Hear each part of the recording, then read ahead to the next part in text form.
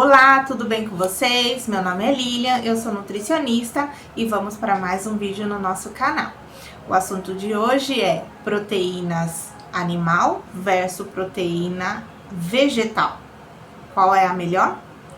O que ela traz de benefício? E com isso eu gostaria de compartilhar um estudo científico publicado na revista British Medical Journal, de julho desse ano, isso mesmo. É um estudo que foi feito com pesquisadores da Universidade de Harvard, com pesquisadores da Universidade de Teherã. Foi um estudo onde eles fizeram um estudo entre 32 artigos científicos que falavam exatamente sobre o consumo de proteínas de origem vegetal e o consumo de proteínas de origem animal e qual é o benefício, qual foi a incidência de mortalidade. Então foi uma meta-análise muito legal, muito interessante, de 32 artigos. Essa publicação ela mostrou que dietas ricas em proteínas de origem vegetal que estão muito presentes nas leguminosas, que são soja, feijão, lentilha, ervilha e grão de bico, uma série de grãos e também de frutas oleaginosas, que é amendoim, nozes, castanhas. Ele tem uma grande quantidade de proteína e foi associado a um risco menor de mortes, né, por todas as causas, tá? E esse trabalho foi realizado, como eu disse, por pesquisadores da Universidade de Harvard, nos Estados Unidos, com cientistas também da Universidade de Teherã, no Irã, tá? Os autores, eles avaliaram a ingestão de proteína de origem animal e vegetal na dieta de alguns países, e com a ajuda de um modelo matemático eles fizeram essa análise, tá? De 32 artigos científicos envolvendo mais de 715 mil participantes, tá? Quando faz uma meta-análise, significa que faz análise de estudos que tiveram o mesmo processo de desenvolvimento, tanto de análise, de quantidade de pacientes. Então, a metodologia desse trabalho foi muito parecida, tá? Para ter uma confiança melhor de todos esses estudos, tá bom? E aí eu fiz algumas anotações porque o artigo é muito interessante, e foi falado que no ano de 2016 o número de mortes por causas de doenças cardiovasculares e câncer foi de mais ou menos 26 milhões de pessoas no mundo. Ou seja, é uma doença que tem assim uma incidência de morte muito grande, tá?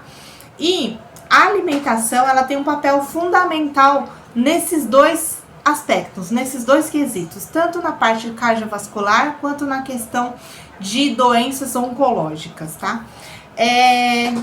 Então, assim, a composição ideal de macronutrientes para sustentar uma longevidade permanece incerta.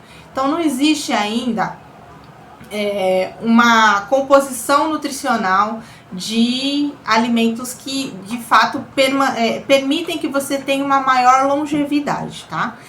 Porém, na última década, nós percebemos que o consumo alimentar de proteína foi aumentado em virtude dos seus possíveis efeitos, tanto na perda de peso, quanto na manutenção de massa muscular, quanto na manutenção de força.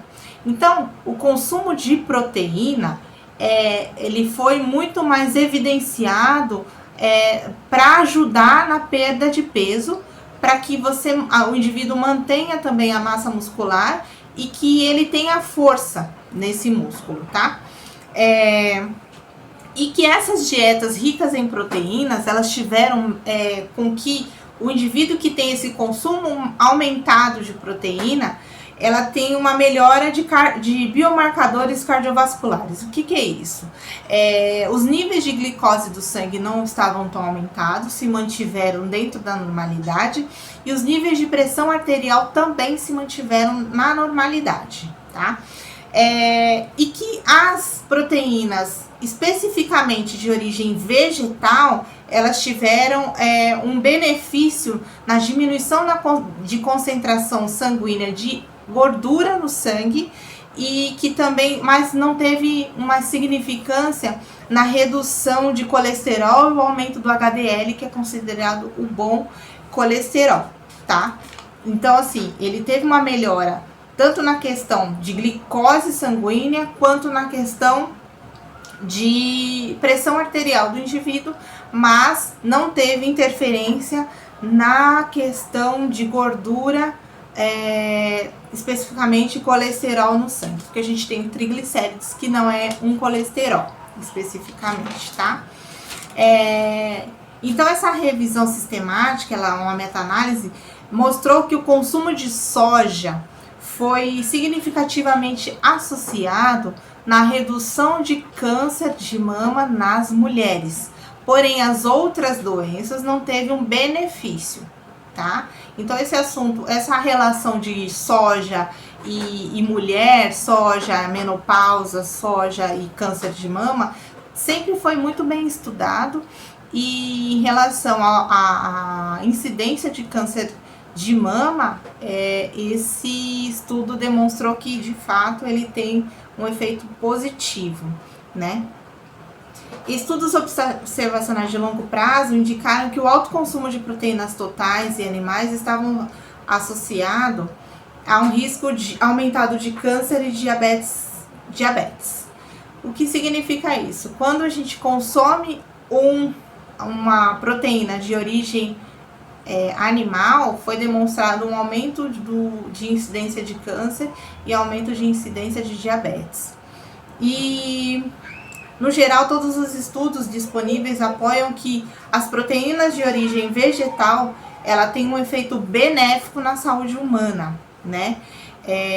E aí demonstrou que quando a gente reduz aproximadamente 3 porções de carne processada por semana, a gente tem uma melhora, uma redução do risco de mortalidade por causas de câncer ao longo da vida.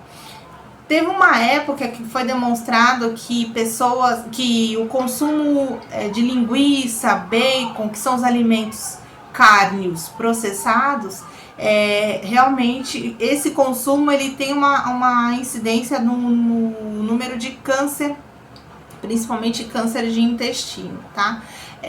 Então, quando a gente reduz o consumo de alimentos processados, de carnes processadas, a tendência é de que ao longo da vida você tenha uma menor chance de desenvolver câncer, principalmente na parte intestinal, tá?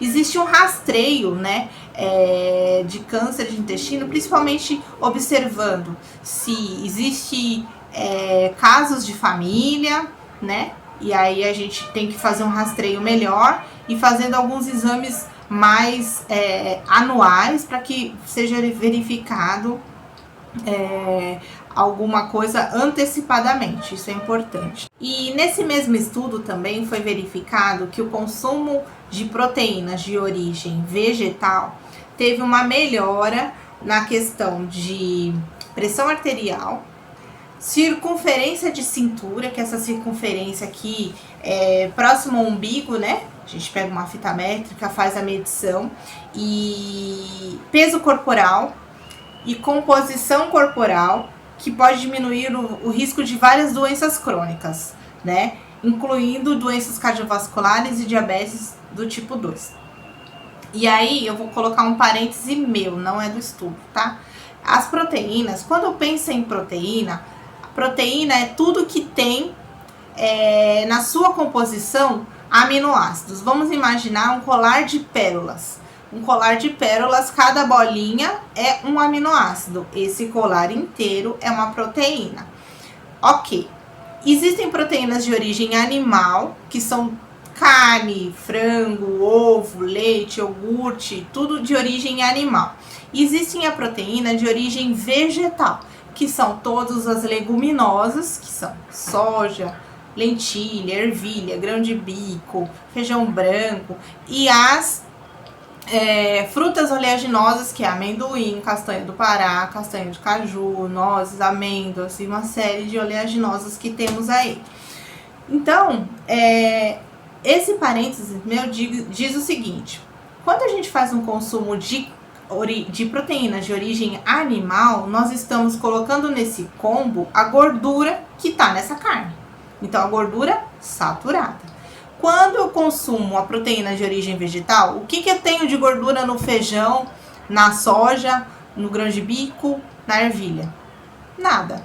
Então, em tese, quando a gente consome a proteína de origem animal, eu já tenho na composição desse animal a gordura. A menos que eu tenha muito cuidado de consumir, por exemplo, um frango sem pele, uma carne vermelha sem a gordura aparente. Mas isso daí precisa primeiro, de ter informação, de receber informação. Vocês que assistem o vídeo sempre recebem informação de que consome, mas retira gordura aparente. Vai tirar toda a gordura? Não, porque ainda vai ter gordura nessa carne. Porém, o excesso eu retirei. Eu vou preparar qual que é o melhor?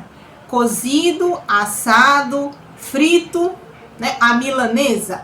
Então, também o tipo de preparo interfere no final. Então, quando a gente pensa em proteína, eu não vou estar consumindo um alimento, uma proteína isoladamente, diferente do whey protein, que é o whey isolado, que foi por um processo industrial que só tem proteína. Agora, quando eu consumo o alimento com a proteína, já vem tudo junto. Então, vem a gordura junto, vem outras substâncias junto. Então, o ideal é que quando eu for consumir a carne, que eu retire a gordura aparente, porque eu vou estar reduzindo, não tirando totalmente, mas eu vou estar reduzindo a quantidade dessa gordura que está vindo junto com essa proteína. Tirando o meu parênteses, né? A proteína animal, ela tem sim essa possibilidade de permitir que haja uma hipercolesterolemia. O que é isso? Um aumento do colesterol via exógena. Colesterol que eu consumi, veio de fora para dentro. Que eu também produzo colesterol endogenamente. Eu produzo, meu fígado produz colesterol, de acordo com a demanda. Tudo bem? E a proteína vegetal, ela diminui os riscos de colesterol plasmático. E novamente, um parênteses meu e não do estudo. Quando eu consumo proteína de origem vegetal, essa proteína, ela vem também com outros nutrientes, compostos bioativos. Quais são eles? Por exemplo, a fibra que tem na casquinha do feijão, ou que tem na parte interna das oleaginosas e tal.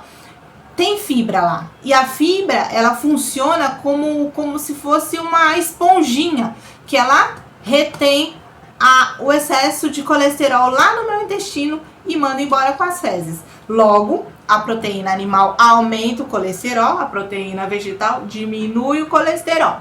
Tudo bem? Mas não porque a proteína, o problema da proteína, não. É porque a questão é que quando eu consumo alimento animal, vem junto com ele gordura saturada. Quando eu consumo alimento vegetal, vem junto com ele fibra, que reduz o colesterol. Entendido? Vamos lá. E qual que é o motivo da proteína vegetal trazer tantos benefícios para o meu organismo? Porque a proteína de origem vegetal, ela também possui efeitos benéficos lá no meu intestino. Ela tem ação antioxidante, ela tem ação anti-inflamatória, ela tem uma ação anti-hipertensiva e antimicrobiana. Olha só quanto benefício a proteína de origem vegetal pode me trazer. Além disso, na proteína tem também peptídeos, ou seja, pequenas proteínas, como se fosse uma pulseira de pérola e não um colar. Então a proteína é grande, o peptídeo já é menorzinho. Ele tem peptídeos anorexígenos. Nossa, que nome difícil. Anorexígenos é porque ele não estimula o consumo alimentar. Ele tem efeitos que te tiram a fome. Logo, a tendência também é de perda de peso e ele tem uma atividade anti-obesogênica, ou seja, outra palavra difícil. Ela é diminui ou ela contribui para que você não se torne um indivíduo sobrepeso, obeso. Então, quando a gente consome alimentos de origem vegetal, nós nos sentimos mais saciados, logo não vamos comer além da conta e, por consequência, eu não vou ter um ganho de peso e chegar até uma obesidade, por exemplo, tá? E aí, o que eu já falei que a proteína de origem vegetal, ela diminui a concentração de colesterol no sangue. Também, as proteínas vegetais e as proteínas animais, elas possuem aminoácidos diferentes também.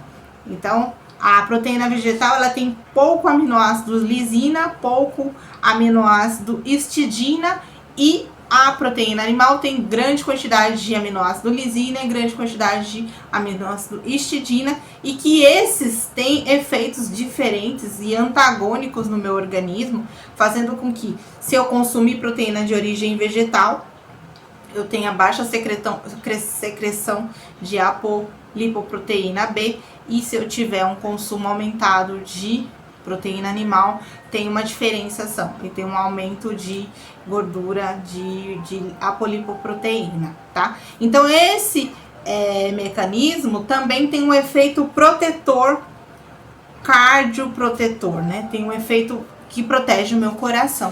Isso é importante também, tá? As proteínas também vegetais, elas são ricas em aminoácidos não essenciais, né? Como a arginina e algumas outras substâncias que faz com que eu aumente um hormônio chamado glucagon e eu diminua a secreção de insulina. Logo, a gente também tem um benefício aí para que nós gastemos mais gordura que está estocada no meu fígado e eu não aumento essa concentração ou essa lipogênese. Lipogênese, vamos pensar, lipo de gordura, gênese, nascimento, formação. Então, quando eu tenho aumento de insulina no meu organismo, o que acontece com o meu organismo? Ele passa a produzir ou selecionar as gorduras que estão no meu sangue, logo ela vai ter um aumento de gordura hepática, que é onde nós estocamos a nosso substrato energético. Nossa, mas tá falando muito difícil.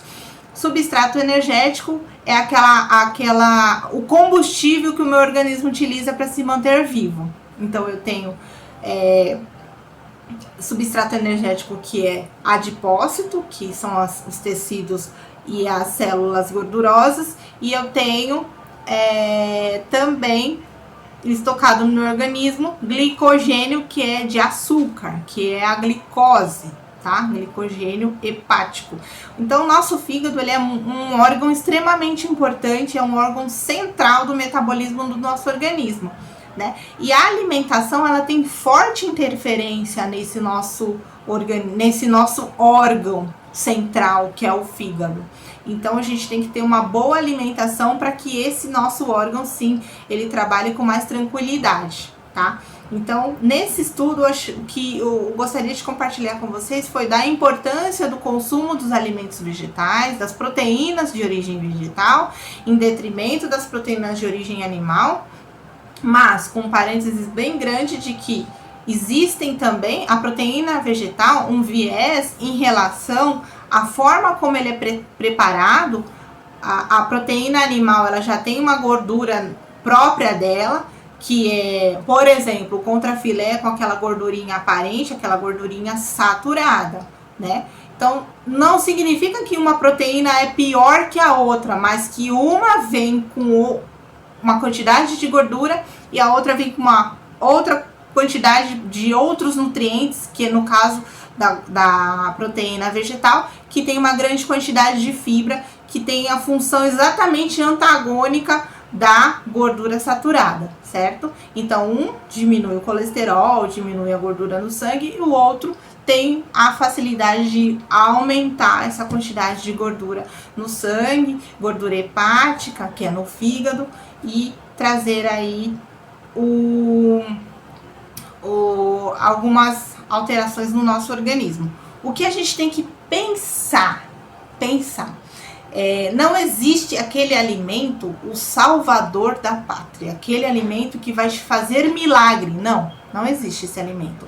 O que você tem que fazer é que as suas escolhas alimentares sejam equilibradas. Não significa que, agora eu descobri que a proteína animal, ela pode aumentar a minha gordura. Nunca mais vou comer proteína animal. Nunca mais vou comer carne.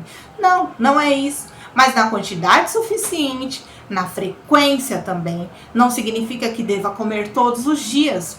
A proteína de origem vegetal é boa, agora eu vou comer todo dia. Não necessariamente. Você tem que saber fracionar e equilibrar essa dieta, né? Alimentação saudável nada mais é do que um equilíbrio. Nada é proibido e nada deve ser consumido em grande quantidade. Tem que ter um equilíbrio para que o seu organismo ele funcione. Pensa que nosso organismo é como se fosse uma engrenagem. Um depende do outro, que depende do outro, que depende do outro. Então, de repente, uma alimentação incorreta seja um excesso de refrigerante. É bom tomar refrigerante? Você indica, Lilian? Não, eu não indico, não é bom. Por quê? Porque tem muito açúcar e tem calorias vazias, e aquelas calorias vazias, o excesso de açúcar no teu organismo, se você não utilizar imediatamente, no teu organismo, seu fígado vai transformar aquilo em gordura, vai aumentar em triglicérides de repente, e aí, é bom? Não é. Mas, e aquele alimento saudável? Posso comer? Devo comer muito exacerbadamente? Também não. Tem que ter um equilíbrio. E o que eu posso fazer? Fazer boas escolhas alimentares. Não se prive dos alimentos, mas também não exceda em quantidade daqueles alimentos que você gosta e quer comer. Não vá comer uma caixa de chocolate, mas também não precise comer um chocolate de segunda, terça, quarta, quinta, sexta, sábado, domingo. Não. O ideal é você fazer escolhas alimentares. Não existe aquele alimento de verdade, aquele alimento de mentira. O alimento de verdade que sempre está sendo nomeado como os alimentos in natura, e os alimentos de mentira como aqueles alimentos industrializados. Não, porque o industrializado também nos trouxe benefício para a sociedade. A gente tem que só entender que deve ser muito bem escolhido, tem que ser muito observado o rótulo, tem que ser muito bem preparado para que você tenha assim no seu prato coisas saudáveis, escolhas saudáveis e que tenha uma composição equilibrada e que você tenha saúde. O resultado final que nós queremos é saúde. E é isso que eu gostaria de compartilhar com vocês. No final do vídeo e também na descrição vai estar o link para buscar esse estudo.